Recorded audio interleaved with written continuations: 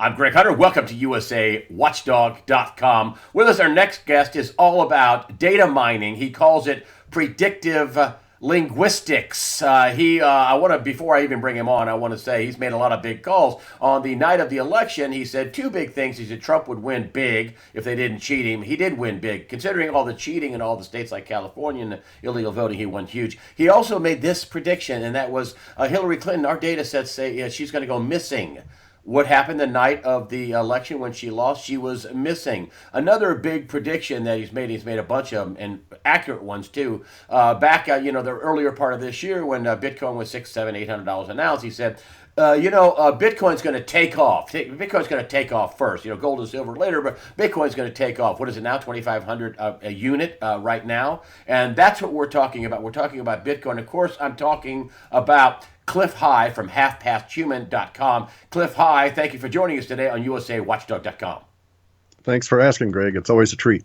There is listen, first of all, I don't want you to be trashing another guy on the internet. I mean, Mike Adams wrote this piece. He's the health ranger. Nice fella. A smart guy. Oh, he's a great guy. Great guy, smart guy, but he wrote this piece warning people about Bitcoin, about not going all in, and they should buy gold and silver, which they probably should buy gold and silver. But he was talking about how, and I've had other people, you have promoted this a little bit. Other people have written me about Mike Adams' piece about it being a Ponzi scheme, about it being a tulip mania like they had over in Holland, 200-300 years ago. That can the Fed stop the Bitcoin? They're only watching it to stop it. Can we start with the Mike Adams Sure. article, in that it's a Ponzi scheme and that the Fed is going to stop it, or just going to whenever they want to stop it, or it's just a mania, just a bubble.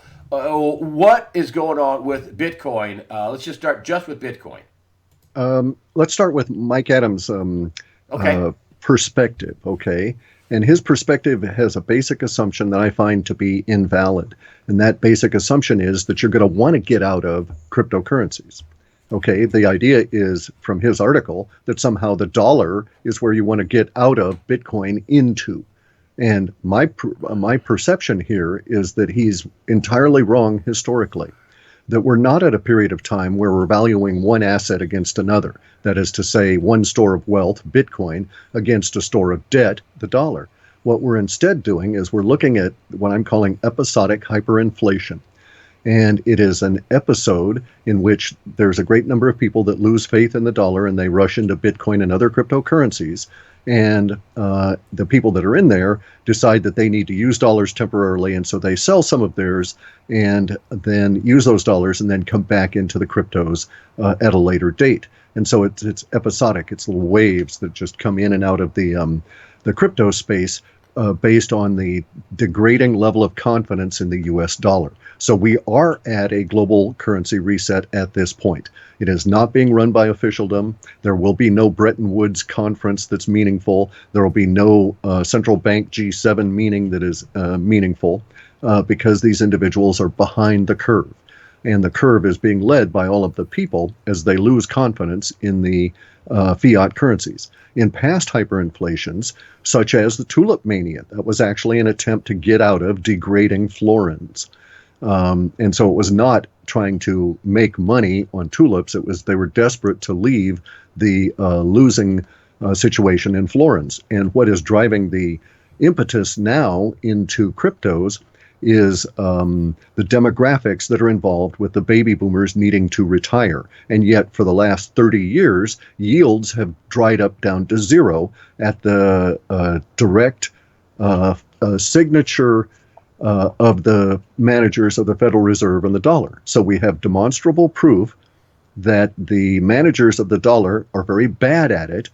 Lots of people understand this, and they want out of the dollar and into something else. And also, it is a world starved for yield.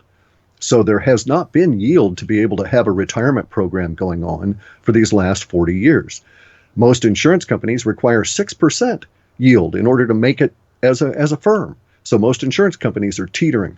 They're on the brink as it is now. All pension programs are defunct because as their assets, they are claiming debt. Somebody else's debt, which won't be paid. Bonds. And so, Uh, So those are true Ponzi schemes. We know that the Bitcoin and the cryptocurrencies are not a Ponzi scheme, although there are Ponzi schemes within them. Okay, crooks are taking advantage of the mania, which is a description of an emotional condition, not an economic state.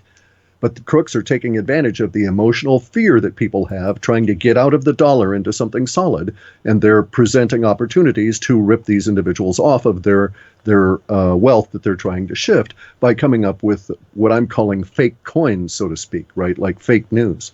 So we're not at a point in time where 30 years from now people will sell their Bitcoin and go into dollars. Okay, 30 years from now, somebody will discover a great hoard of dollars, paper dollars printed somewhere, and we'll sell them off as curiosity items the way we would sell off Confederate currency or continental currency now.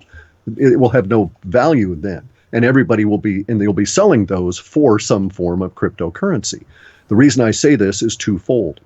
In my work, it's come to my attention that the powers that be decided we were going to go into what I call sci-fi world, a very, very, very high-tech species that has just barely touched technology, is just starting in it. And in that world, you don't trade gold and silver back and forth as a medium of exchange. It's just too slow and too clunky, and your society can't function. And so we desperately needed an alternative to the now degrading fiat, and now we have the cryptos. The powers that be have decided that the cryptos are a good thing. You notice no countries are passing laws against them. And as a result of this, the cryptos are now taking off and taking the position of the fiat currencies. And the only difference between the dollar, won, yen, euro, and all of those is that those fiat are issued by individual sovereigns that allow butt heads to be in charge of the issuing. The cryptos are a self-managing, algorithmically based system that's issued by all of us, all the people that get involved with it. We also know that the cryptos are not a Ponzi scheme, Bitcoin specifically, because there's only going to be 21 million of them. You cannot have a limited Ponzi scheme. By their nature, they must be unlimited because you're always taking money from the people below in order to give it to the people that are cashing out on the top. So Mike Adams' criticisms are unfounded. They're from a perspective that's 40 or 50 years old, where the dollar was the king and would always be so. And it's my perspective that historically we've gone beyond that, and we're at one of those little flux points where one system is dying off and we're just about to head into the other one.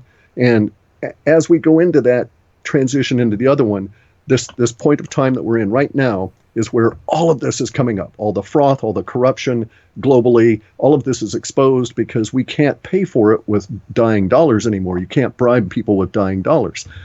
And so we've got to have good, solid money. We're developing it on our own because the sovereigns failed us.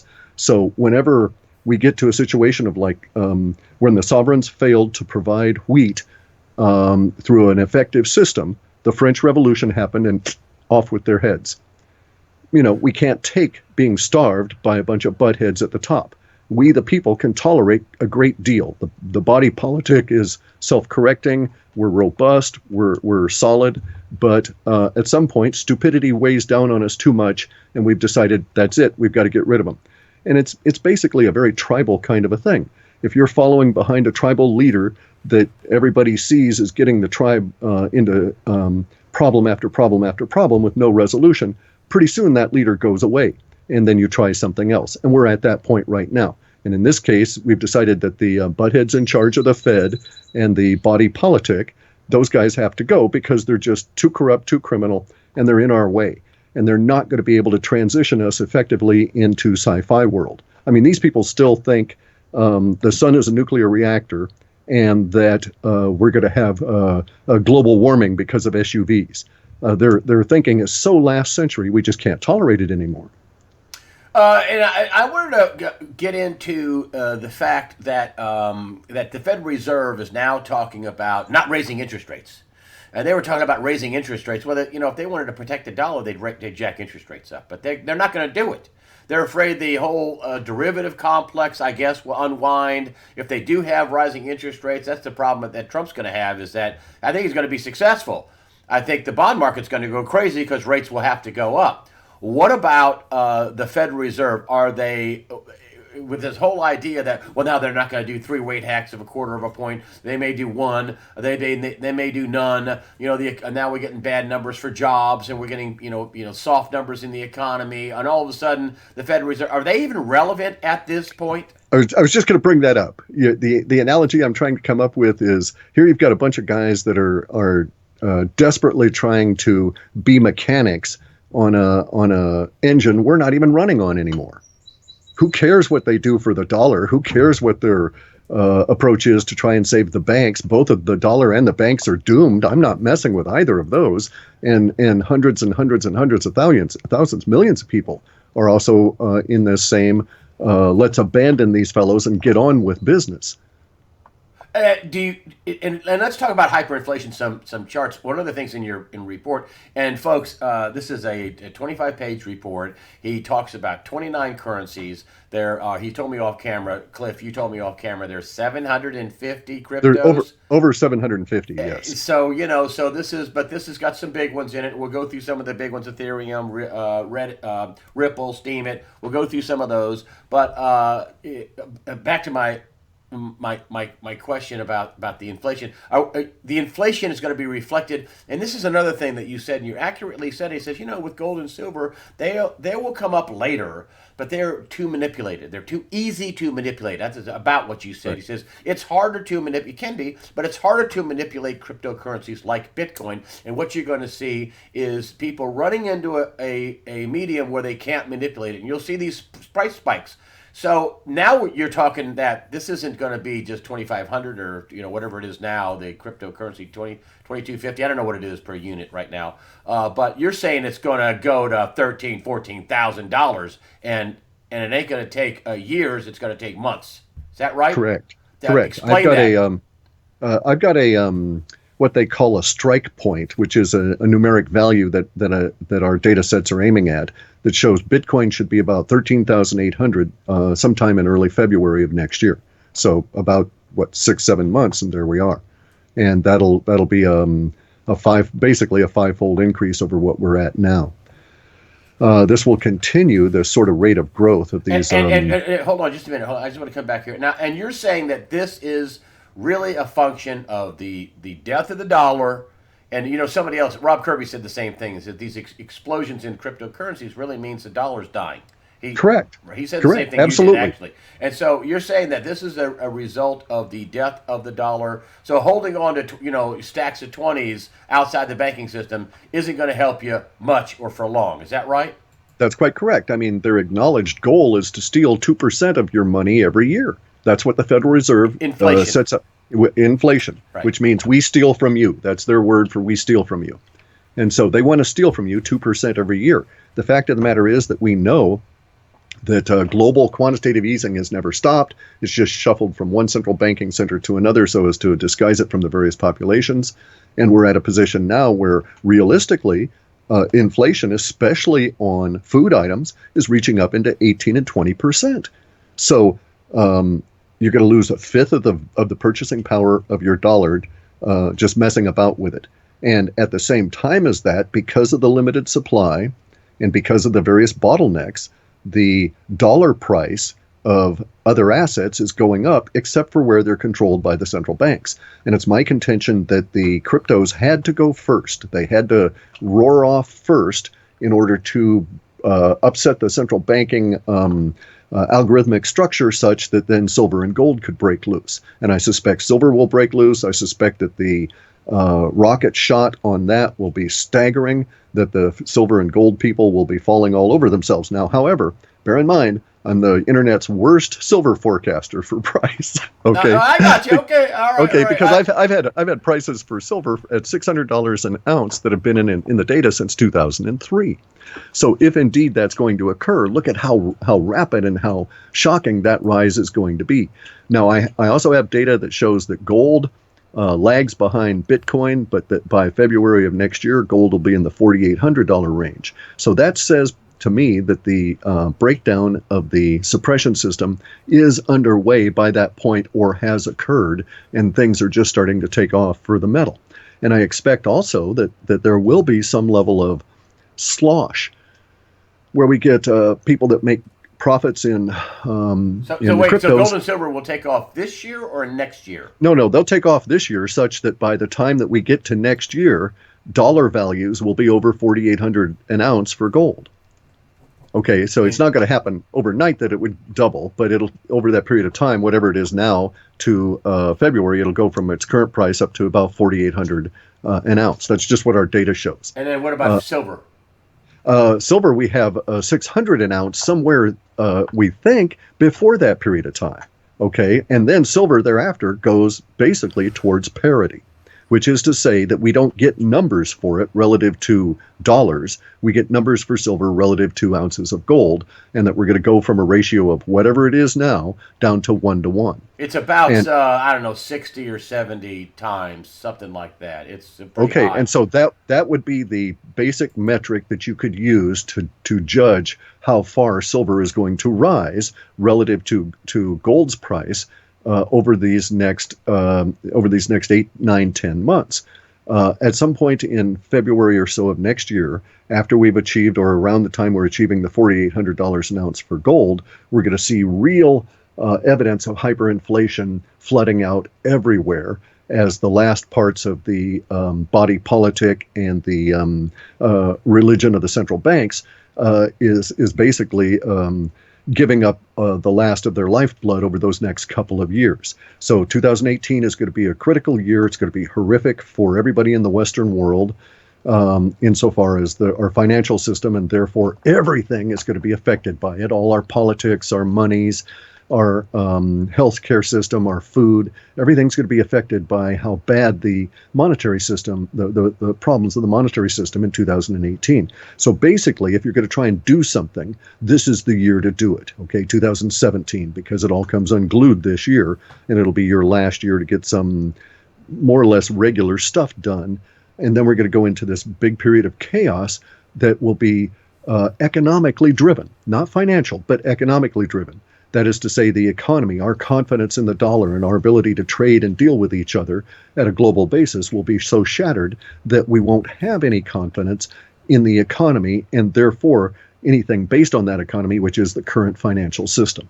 Now, the cryptocurrencies are forming their own separate economy with people trading and doing business in the cryptocurrencies globally. And so it's rising as the dollar system is dying. So it's never going to be a situation of one day we're all doing dollars and then the next day we're all doing cryptos.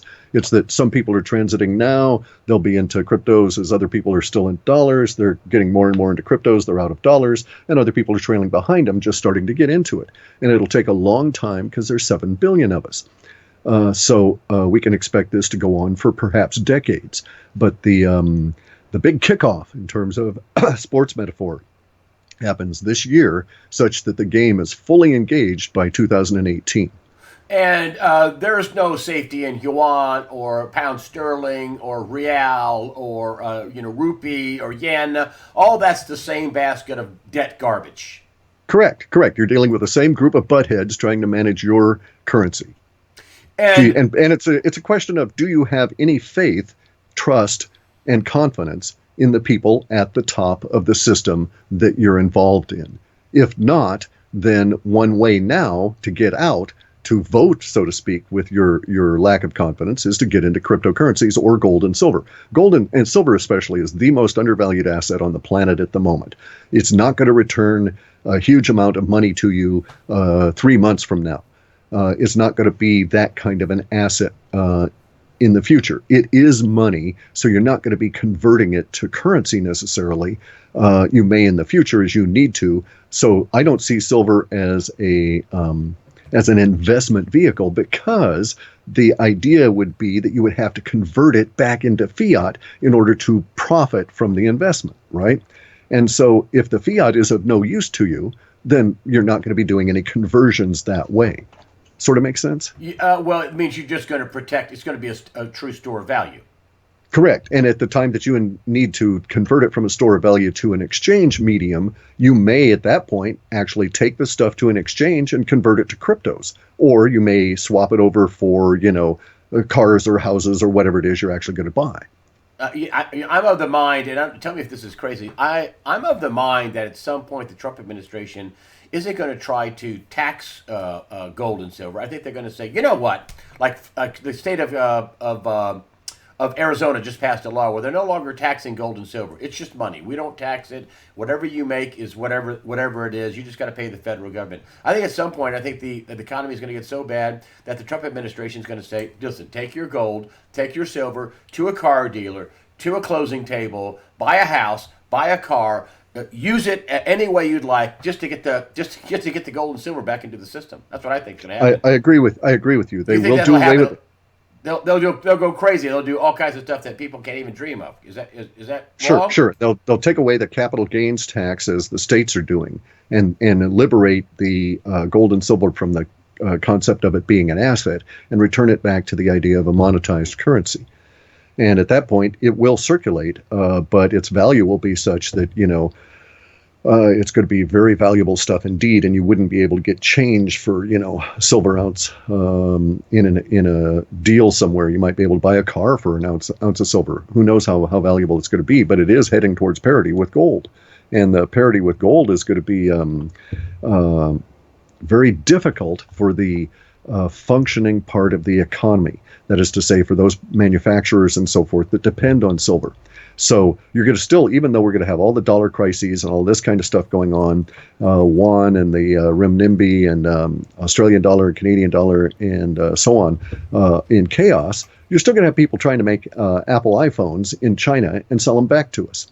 And so there's still going to be this continuous draw and demand on silver at an industrial level that will continue on, even as the prices in fiat terms for silver are scaling up.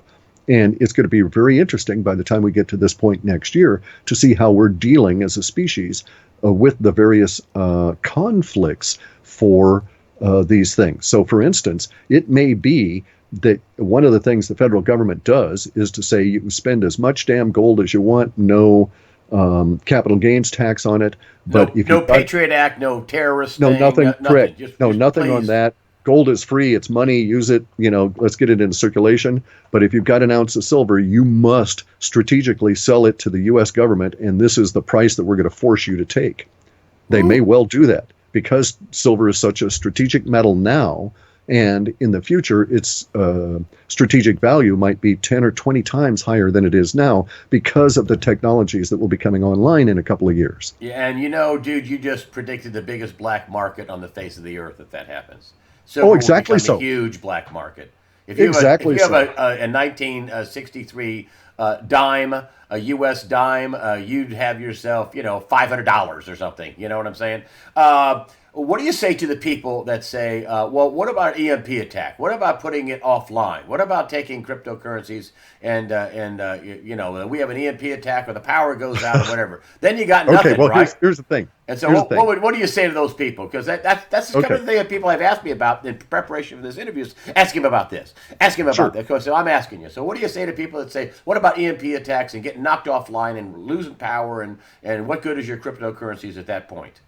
Well, okay, let's start with the losing the power. If you lose power, you've lost all your digital dollars, so your bank account is useless. Your ATM is useless. So the two are equal. Cryptocurrencies are actually more useful because as long as you've got your phone and it has power, you can go up to another phone and do a little QR code thing and exchange value between them. You can even do the same thing off of a PC as long as you can provide power to your PC. But this is not true of your dollars. You can't take your phone, it's got its power, and you can't take a car battery to an ATM and get anything out of that ATM. Nor can you refire up your bank. But you can with cryptocurrencies because it's all in your hands. This is a do-it-yourself kind of a currency. Not centralized. Not centralized at all. As long as there's one computer with the blockchain, it can be replicated and the whole thing can be recreated from one single computer. And then the computer doesn't even have to be operating. 1,000 years from now, somebody could find all the computers shut down, but find one that had the blockchain still on the drive and recreate the blockchain from that point on. Oh, and let me introduce that. And so, blockchain, computer. We'll come back to that in just a minute. I just want to give people a little primer on you because when you start talking like this, how does he know all this stuff? Clif High, for any of you guys don't know, worked for a Microsoft, actually Microsoft Consulting, and he flew all over the world. And some of the worst problems that Microsoft had with their programs, he flew Clif High and other people like him around the world to do Mr. Fix It. And he had to fix it to get paid. And as you said in the pre-interview, that I never got stiffed. So Clif High is right. I mean, it's very good, right? I mean, I didn't get stiff. I didn't go, oh, I can't fix that.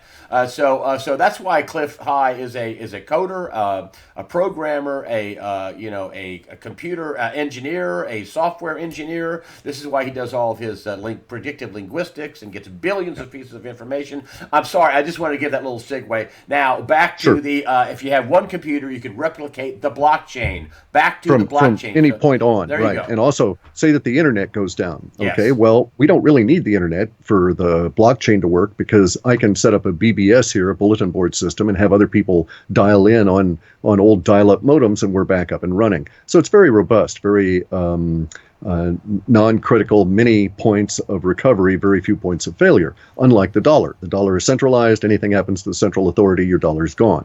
And in fact, you have no control over your dollar continuously because the central authority is out there monkeying around with it. Now let's deal with the issue of the EMP and get that out of the way. An EMP is an electromagnetic pulse.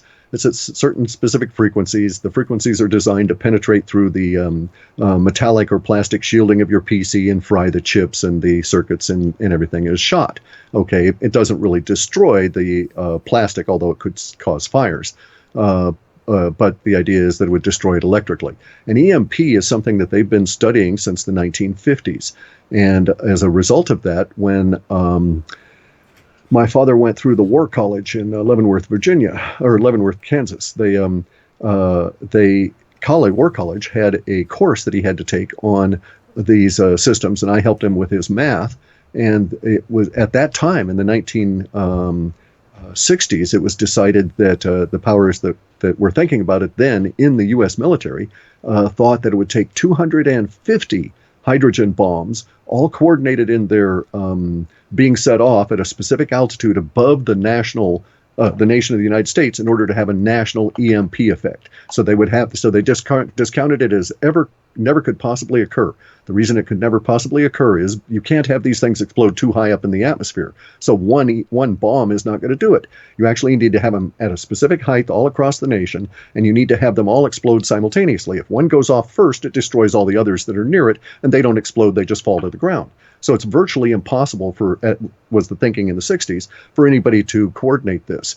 Now, you could say, oh, well, they've got better bombs now, which is true, but the mathematics for the radiation doesn't change. They still need to be relatively close within the atmosphere. You can't detonate them at 50,000 feet or 100,000 feet. They need to be down in the order of 25,000 feet, and their range is relatively limited no matter the size of the bomb, simply because of the radiation cone pattern.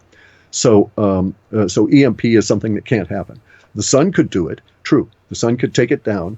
And if that goes, yes, you've lost all your cryptocurrencies, and your PC is totally dead. You'll never recover those cryptocurrencies, and the ones in the bank are also gone, but it won't matter because you're also dead. So you won't have any use for spending any currencies. The electrical grid would go down, and most of the people on the planet would die within a few weeks for a number of different causes. And so cryptocurrencies or gold or silver are meaningless under that circumstance. So if we want to really worry about things, we need to get our ducks in a row and decide which duck we're actually worrying about.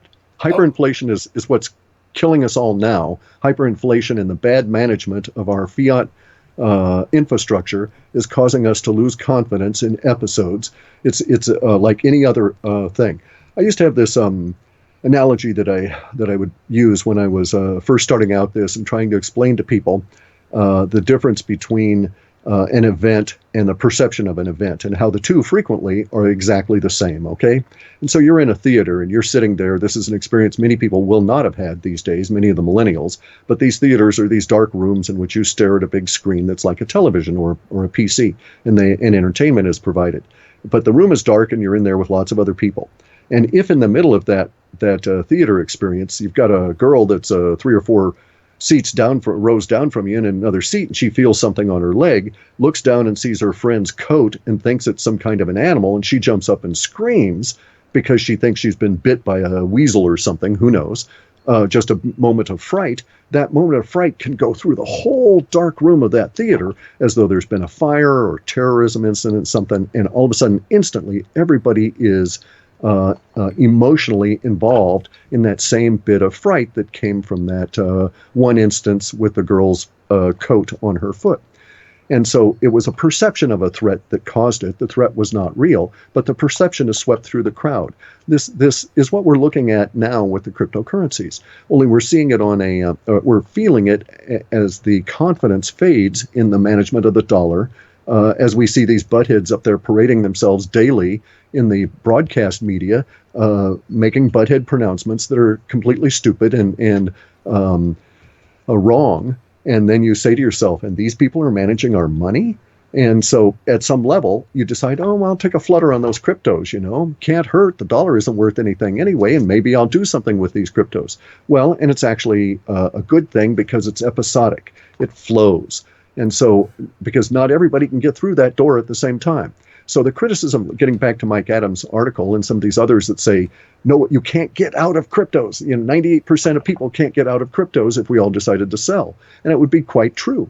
And 98% of the people couldn't get out of dollars if they tried to sell. There's not enough assets for those dollars to flow into. And that's what everybody in gold and silver was anticipating, was that at some point the confidence would fail in the paper and they would flood into gold and silver. But we have cryptos now, which we need because there's just not enough infrastructure to deliver gold and silver around to all of the people on the planet. And with 7 point some odd billion people and 4 some odd billion ounces of gold in the planet, we could only have a little portion of an ounce of gold per person if we wanted equality to start off an equal system. Just like so a gold Bitcoin. And silver they just don't work.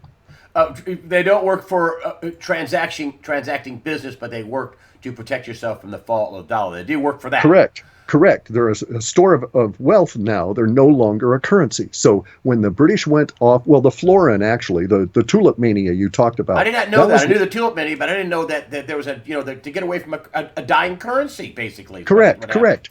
And it's the same with the death of the Roman Empire. The death of the Roman Empire had nothing to do with politics. It had to do with greedy buttheads at the top that started taking the denarius and putting copper into their silver coin until ultimately there was only 2% silver.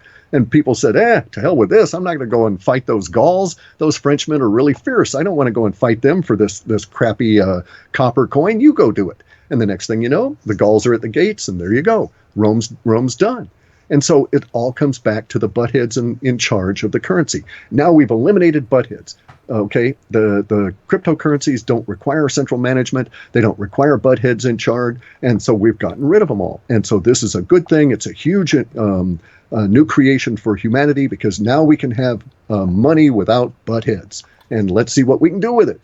And Charles Hugh Smith, smart guy, he's writes, and he has this chart about it going up and going up and going up and going up, and he stops at 10,000, which you already said is going to go beyond that. But what he's saying is wait until insurance companies and businesses and hedge funds and money managers that are trying to escape the dollar, that can't buy bonds, that can't, look at Puerto Rican bonds. Look at all the debt that Illinois, they just got downgraded by Moody's and by S&P. Oh, that's horrible. Those people with pensions are dead meat. They are done. Well, they are China's been devalued. Well, yes, but he says wait until these big money players. Are we at a point where the big money players are in the cryptos at this point in any kind of degree to your research?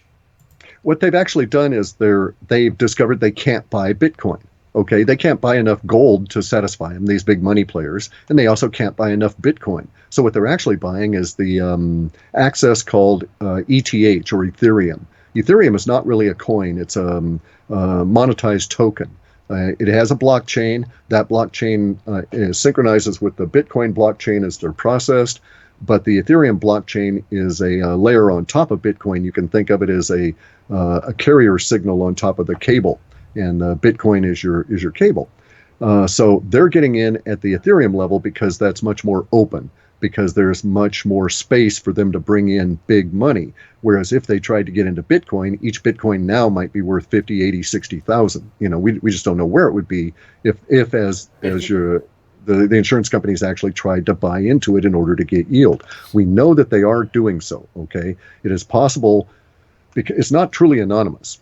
The blockchain, if you know how to do things with the blockchain and look at the numbers and follow the addresses and the public keys, you can sort of see where money is going. And then if occasionally you see a tie-in between an address and a company, you can say, oh, okay, this address belongs to this company. Therefore, all of the Bitcoins that went to that address are in essence flowing to this company.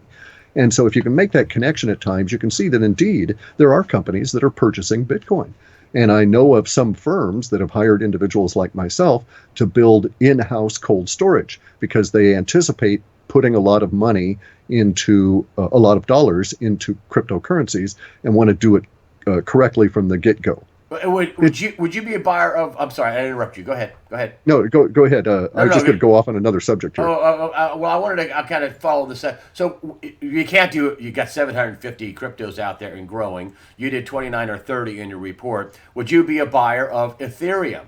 Oh, sure. Oh, yeah. Ethereum's long-term stuff. Okay. Long-term. Bitcoin, Ethereum. Would you be a buyer of Ripple? What do you think of Ripple? Okay. Now, here's the thing about Ripple. We have to back up a little bit. There's coins that are mined. Okay, those mining coins like Bitcoin mean that there's lots of computers that are processing the blockchain. And so it's basically distributed, non-centralized. Ripple is not mined. Ripple is not a true coin that way. Ripple is a coin that is created by the banks for their purposes. And so in my way of thinking, it's as bad as the dollar. Now, that having been said, I personally don't own any Ripple, but if I wanted to make some money and take it from the bankers, I would buy Ripple at key points in time and then sell very rapidly in order to take advantage of some up waves that I know are coming. But I don't see Ripple as having long-term value for individuals, nor is it a store of value, nor is it a mined coin, and it is susceptible to all kinds of technical problems. Okay. I mean, I don't like their codes at all. Okay. All right, good. And this is from a guy that does codes for a living and does deep dives on the internet. Steam it. A lot of people have been writing on me going, you should get on Steam it and get paid in Steam. Do you like Steam it? Is that just one of many coins? Do you like it or not? No, I don't like Steam it. I don't like Steam it, and here's why. I mean, I've been on Steam. I've had an account at the Steam social media for a while. It's Steam as a social media is really good. Steam it as a coin will persist. It's going to have long legs, but it doesn't have real value. Because, see, the thing is, there's no outside of Steam it community mining. So Steam, you're paid in Steam coins, but they say there's a way to get it converted over to Bitcoin and actually get value out of it. But I have yet to see that operate because I don't see any value going into the Steam platform to start with. So here, an analogy is this. Recently, we've had the largest layoff that's ever happened on the planet, and it came out of YouTube. And it affected more individual firms than any other layoff at any time. And it was their supposed advertiser boycott. Now with YouTube, if YouTube had a coin going, you could accept YouTube coins because they've got advertiser dollars coming in. You actually have some inflow into YouTube to get out. There's no advertising, there's no monetization, there's no inflow into Steam it, so they're creating their own Steam coins. And so far, there are people that are giving them sort of the benefit of the doubt, but they don't really hold up in terms of a prospectus as a cryptocurrency. Okay, and what just off the top of your head, pick a couple of dark horses that people haven't heard much about that you would like in terms of a cryptocurrency that's this is interesting, or this may be something that you may like. I know there's hundreds out there. People have to be careful about buying, a crypto that turns to crap. Okay, so there's speaking of dark horses, if you wanted to bet long term as opposed to something that's going to give you a really good quick pop, then I would go for Monero or Cloak. Okay, both of these coins offer strategic use value that is different from other coins. Both of these coins, though, you have to understand, are used by people that don't want their activities to be tracked, some of whom may be criminal. So some of these coins may be used by criminals, but it has to do with their privacy value. I happen to know that both of these coins are being looked at by very large corporations that don't want to betray strategic moves by having their funds tracked around the planet. So, for instance, one company I know, curiously doing business in Antarctica, wants to be able to send value down there that can be exchanged from there. And one of the options they're considering is cryptocurrencies as opposed to moving, digital dollars or this kind of a deal. I won't go into why. My contact with them was fleeting, so I don't have all of the particulars anyway. But so I would go with Cloak and Monero. Other good ones. Spell Cloak, C-L-O-K-E? C-L-O-A-K, like cloak room, Cloak. or like a cloaked Klingon ship, that kind of thing, right? Okay, and a Monero, spell that. Monero, right. Those are good. Dash is good. M-O-N-E-R-O? Correct. As in like an Italianized version of the idea of money. Yeah, Monero. And they're very good in terms of both of those are good in terms of their code. There's breakages all the time in cryptocurrencies in terms of the code, and they get fixed fairly rapidly, and everybody's stealing from each other. Now, Monero and Cloak have two proprietary approaches that are very good that I don't see other companies taking or other coins taking. Both of them are being developed by groups or communities. This is important. So if you look at a cryptocurrency and there's a company behind it, be very wary. If there's only an individual group and individual firm that you can't find a forum of active participating programmers and stuff in there bitching and moaning about what's going on, then it's not an active community. It has no network effect. If you go, for instance, and read in Ethereum or some of these other forums, you're going to find people that are just fiercely beating each other up about the head about various different technical components. And that's what you want to see in your cryptocurrencies, because then you know people have an emotional attachment to it, they're fighting for it, they're actively involved. So Ripple, you don't get that. You get a couple of people at the top that are fighting about Ripple versus stellar lumens or something, which is another form of Ripple. They both have the same inherent flaws. You can make money on those, but you got to be really careful and really quick. Another one you could make money on is like PrivX.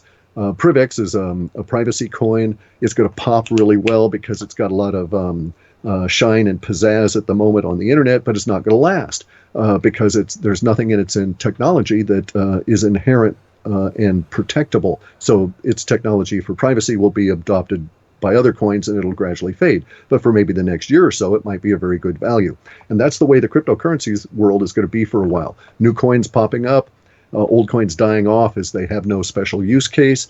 And so when I examine these things, I look for a special use case, I look for a network community, and I look for certain levels of emotional attachment to the coin other than at a speculative level. So you got to have a lot of people that are, I'm real hot on this coin, but only because they want to cash in and make some dinero now. And those kind of coins are easy to see within our linguistics because the linguistics betray it all. And so if you find a community of people that are not talking about the cryptocurrency that way, but are bitching and moaning about, this is causing me fits and it should be this way, and we're talking code about it and so on, then you've got people that are the mechanics of the system and will keep it running. And so you can use that as an effective judge as to which of these 750 will be around for a while. But you're after a special case use. So Bitcoin, Ethereum has a special case use that won't be overtaken. So some of these things you can actually say, they've got long legs. And the Fed can't stop this. That's one of my questions. The Fed cannot stop this. The short answer. The Federal Reserve Bank, which is not part of the federal government, has no reserves and is not a bank, can't do anything to affect this. They're behind the curve. They're trying to study it because they don't grasp the idea behind it, and because they're basically very stupid. They're academics. They've never done any work in the real world. None of them could probably drive a screw or hammer a nail if you gave them all the tools and written instructions. And so their opinion of these are always going to be negative because they're basically chasing the lack of confidence in their product and their management as it flows away from them. And so they're seeing everything from the backside. My perspective of this is being on the front side of all of these because I read the white paper when it came out in 2009. And I was anticipating something along these lines as early as 2005 based on the predictive linguistics. So I knew Bitcoin was going to run. I knew it was going to hit. I also knew that this was the time of history, that is to say 2017, when I needed to seriously devote effort to getting the word out about the cryptocurrencies and specific ones sort of to make up for being the world's worst silver forecaster. So Well, some people that you're just can, going to be can make some early. money on this. You're just going to be early, not bad. You're just going to be early. Correct. Being Correct. early makes you look wrong. I know that with doing stories. Yeah. Last two questions. I'm gonna lump them together, and they are simply this: there is a global financial reset coming, and I want you to explain that. And also, one of the things you said in your report, and please, there's a lot in this report. I can't get to it all. It's 25 pages long. It's only $15, and I don't get paid anything for. No. This is $99. Okay. This is expensive. Okay, this is. Great. I'm glad. Okay, so this is. I know you put a ton of work into this. You've been working on this for a long time. So this is a big one. This is nice. This gets real good research. This is a different one, big one. Okay, at the end of this. Also, the other. Let's be clear about that too. The reason that the price is as it is because this report is entirely for speculators.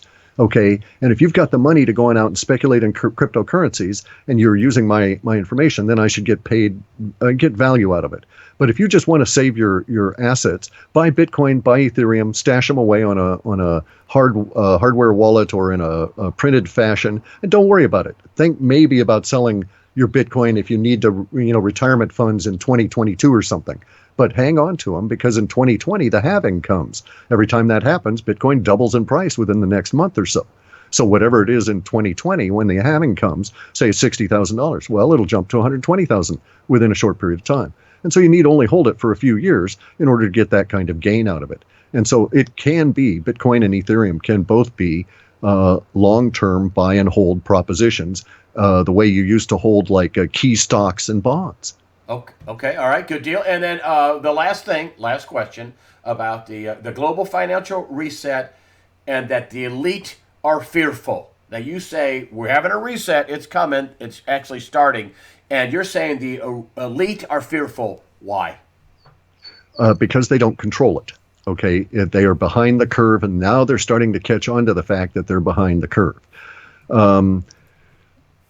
It's really, when you look at the linguistics involved here, you see that at the very, very, very, very, very top of our social order, at the very top two people probably, they made a decision when cryptos came along that it was no point trying to suppress them. It was too late. That if they attempted to suppress it, all they would do would be to put more energy into it, basically, because it was not possible to suppress it the way gold and silver would be suppressed because you don't have control of the sources. And so cryptos have run ever since. Now we're in a position where what we can think of as the people that think of themselves as the power elite, but are actually really not. Those guys are all freaking out because they realize cryptocurrencies are here to stay and that the fiat currencies are dying. And these people never made any big study in cryptos. They responded to the lies of their own media. And, Bitcoin's dead how many times now, that kind of thing. And so all of these people are very afraid because decentralized world means they don't have power. Now, on top of that, if I were at the top, just the basic guy I am, and I saw that the world was changing, it's like, oh, fine. Okay, I'd get myself a pole. I'm going to go off fishing. I don't need to do this. And no harm, no foul. But I don't have 150 years of crime and corruption to hide. Okay, I don't have to spend millions and millions and millions of dollars to continually bribe people. So under those circumstances, these individuals are very frightened because they know that the things that the people that know things about them were being bribed with dollars, and dollars don't work anymore. And in the decentralized world, these people don't have an endless source of cheap, free money. They're not sucking on the tit of privilege anymore. And so they're down there grubbing with the rest of us, and it has them frightened. I mean, the Queen of England is really, well, she's mentally ill, but I mean, the royals, her progeny, are not yet aware that 5 years from now, they're going to need a job because nobody's going to be giving them sterling. We're not even going to be using sterling. We'll be using cryptos, and cryptos will be so valuable. You're not going to give it to those buffoons that managed the last system and down into the toilet where we had to all flush it. And that's basically where we're at. The system is resetting itself without the authorities. The last time this happened was, it's never ever happened this way before. But the last time we had a system reset was Richard Nixon, 1972. He took us off of the nominal gold standard, and we've been on 100% fiat paper ever since. Prior to that, it was a Bretton Woods agreement. Prior to that, it was the gold standard at the end of the failing empire from the British and the revaluation of the sterling, the pound sterling. And so each and every time in the past, it has been run by the powers at the top, the Bilderbergers and these kind of guys. Well, the Bilderbergers have no power if we're not paying attention to euros and dollars. And you know, finish your thought. Go ahead. I want to tell you something else about a prediction that you made. Go ahead. Yeah, I was just going to say that it's always been my statement that, when the dollar goes, all the crimes come out. And this is the first time in history, absolutely most unique time in history ever, because here we're going to have great fortunes made. Some people that have gotten in on the ground of the cryptos are going to make absolute great fortunes because they're very smart individuals. And this is the first time that we'll be able to say, here is a great fortune that did not arise from a great crime. Ah, wow. Wow.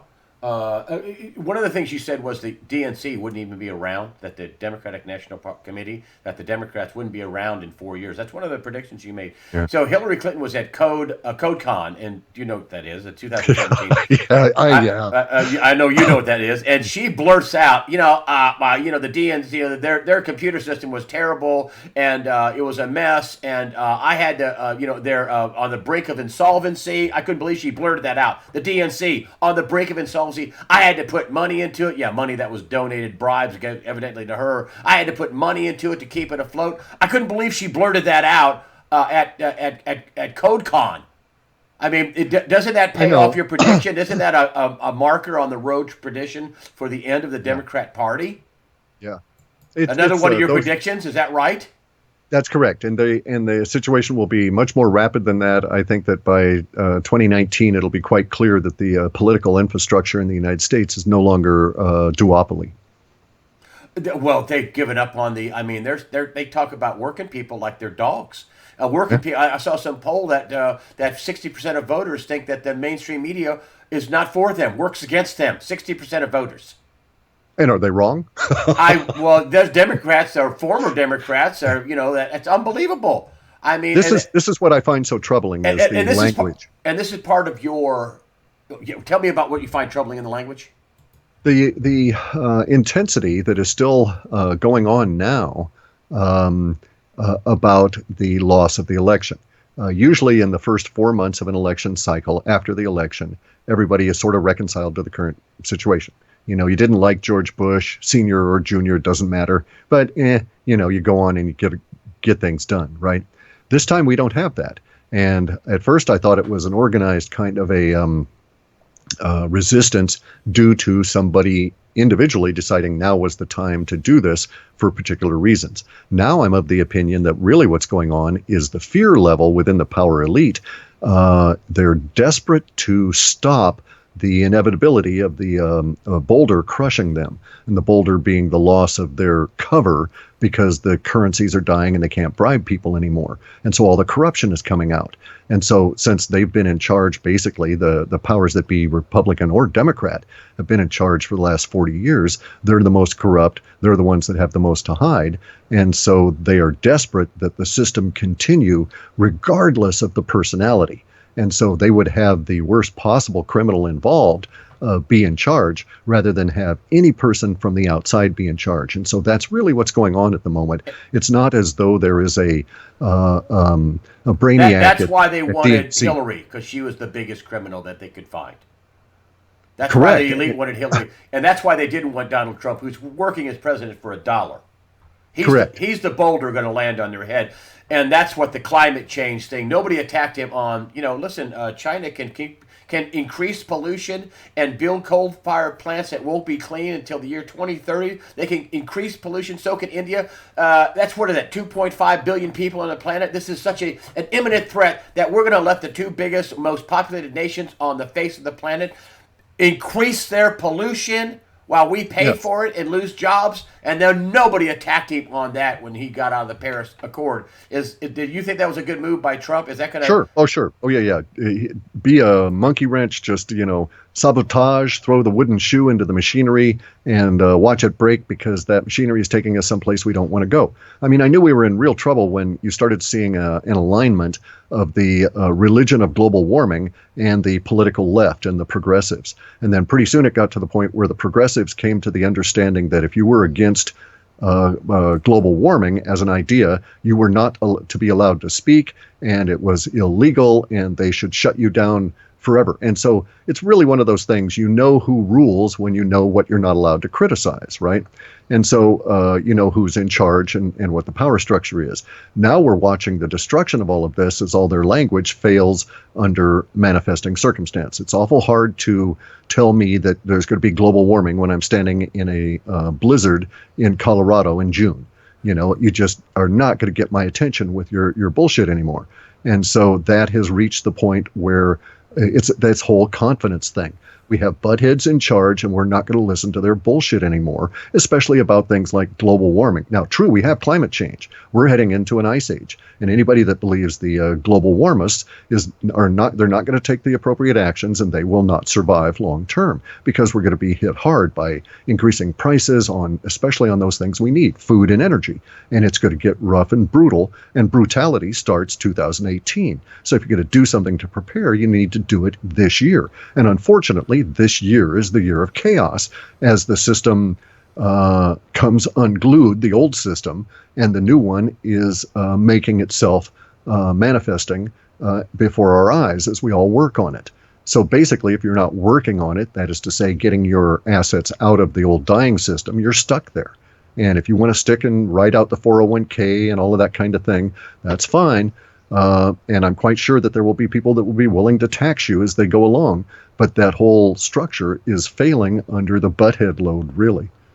And does Donald Trump make it? I mean, do they knock him out of the box? It looks like they're not going to knock him out of the box. No, our data sets have him in there as a pain in the butt a number of years out. So I don't see that that's going to be effective. So he makes it. He will survive. And a lot of people say, well, that we'll have a financial crash. They'll blame it on Donald Trump. Wait a minute. Let me get this straight. You're going to blame all the buildup of all this crap on a guy that's been in office 8, 9, 10 months? That you're telling me that's going to stick? No, it won't stick. And we also know that there's been a fundamental shift that the progressives don't grasp, okay?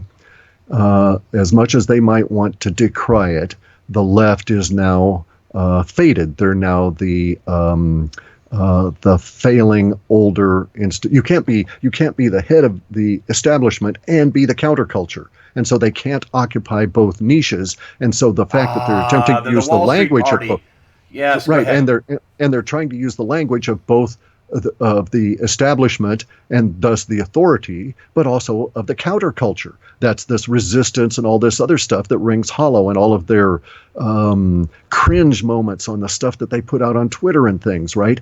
It's because these people don't understand. You cannot, you don't have any integrity if you're both the slave master and pretending to be one of the slaves. None of the slaves are going to believe you. And those people that do believe you are simply the small, minor, deluded mass that follows you. And that's not enough to get you the power anymore. So the power system is changing along with the money. It all comes down to the lack of confidence. It doesn't matter where you want to look. You'll find that there's lack of confidence in the same language in our science anymore, especially about climate, in agriculture, about and health, about vaccines, and any number of things. No matter where you look, it is the lack of confidence in the established order that is showing up in the language. Therefore, things are changing now.